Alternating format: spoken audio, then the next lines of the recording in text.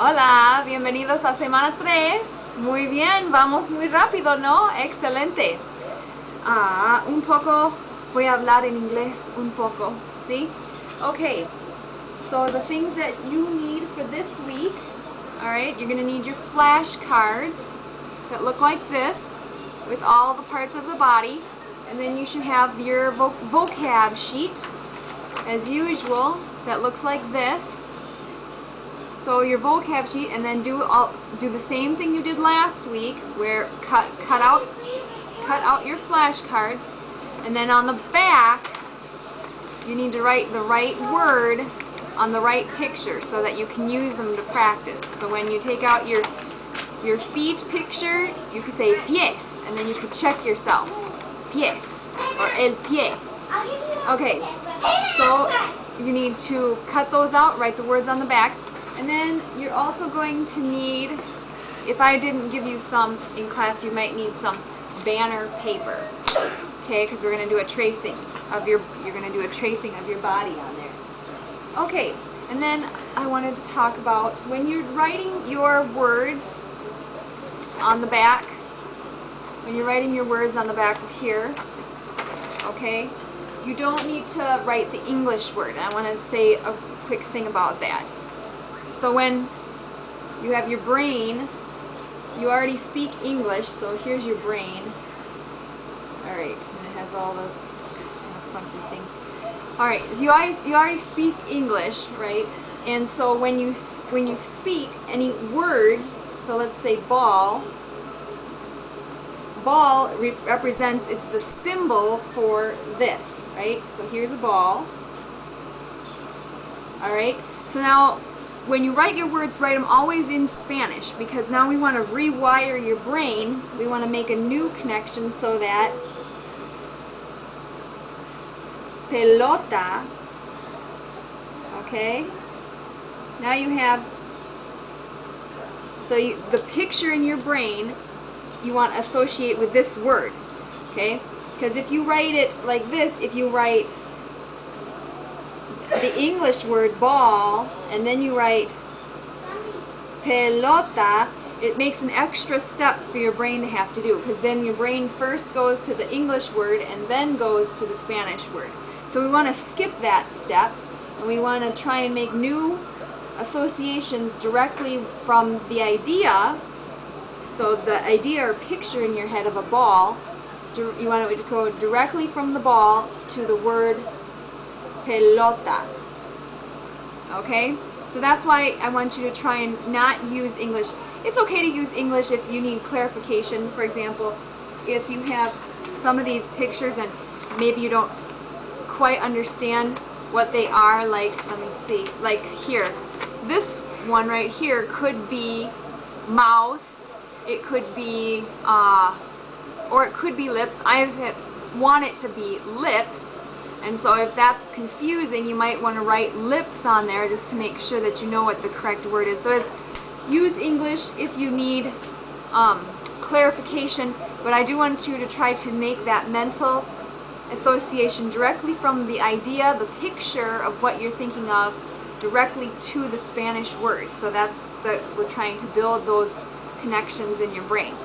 Okay, and then one other thing I wanted to talk about. And we're gonna do more on singular and plural in week 5. But I just want to give you a little piece of it because we have to have a little bit of it here with body, because we have 2 hands, we have 2 eyes, we have 2 ears. So you'll hear me talk about them. Sometimes I'll ask you 1 eye, 2 eyes. So you'll hear me talk about them both in the singular and in the plural. So for right now, just go with the flow. You don't have to worry about, when you do your show and tell, you don't have to worry about singular and plural right now. Just do whatever you remember, whatever feels comfortable. But I did want to give you a little info here thing. So when we have a singular,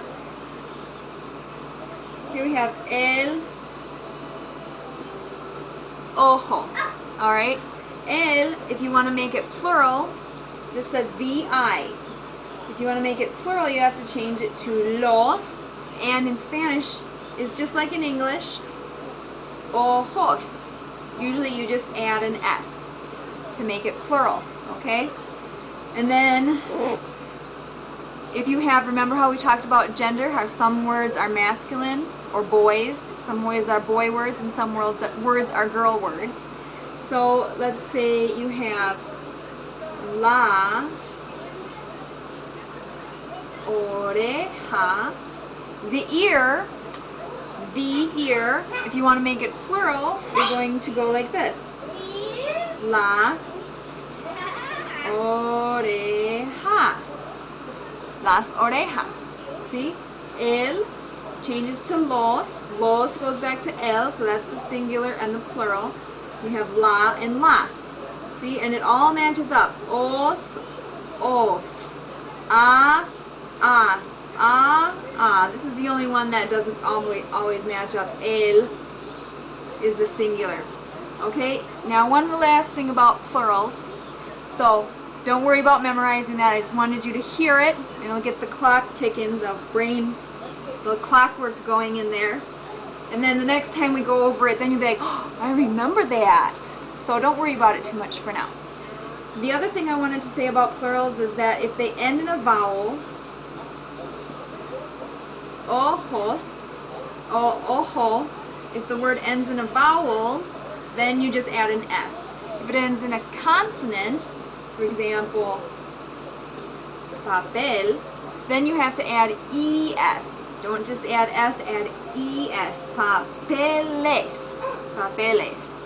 Okay? You don't have to remember that for now because we'll do it again. Alright?